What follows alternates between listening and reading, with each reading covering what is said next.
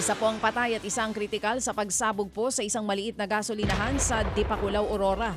Wala nang buhay ang nasawing biktima nang madatnan po ng mga rumesponding otoridad. Agad namang isinugod sa ospital ang kritikal na biktima na nagtamo ng matitinding paso.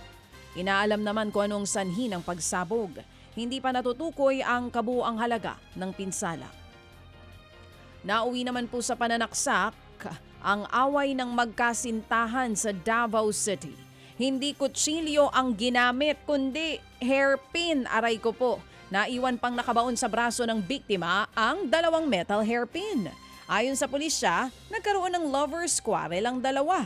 Ayaw na daw pauwi ng bahay ang suspect hanggang sa humantong na nga po ito sa pananaksak. Ay hindi pala dalawa, tatlo ba yun? Ilan ba yung yung lalaki sinaksak ng babae, Posibleng maharap po sa reklamong physical injury ang suspect. Ano ba? Sino bang nanaksak, yung lalaki o babae? Hindi po natin maintindihan kung sino dito. Pero yun nga po, metal hairpin po ang ginamit. Sa iba pang balita mga kapatid, tumambad ang isang kobra sa Inidoro sa isang resort sa Don Salvador, Benedicto, Negros Occidental. Kakatakot naman yun. No? Diyos ko day, nakakatakot. Ang kwento nga po ng uploader, isa sa kanilang naliligo nang mapansin po ang ahas sa CR. Buti naliligo ka. Di ba? Hindi iba yung ginagawa mo, kundi patay kang bata ka. Lumabas nga po ito sa Inidoro at gumapang papasok sa butas ng lababo, pasintabi po sa mga kumakain. Hindi malinaw kung paanong nakarating sa Inidoro ang kobra.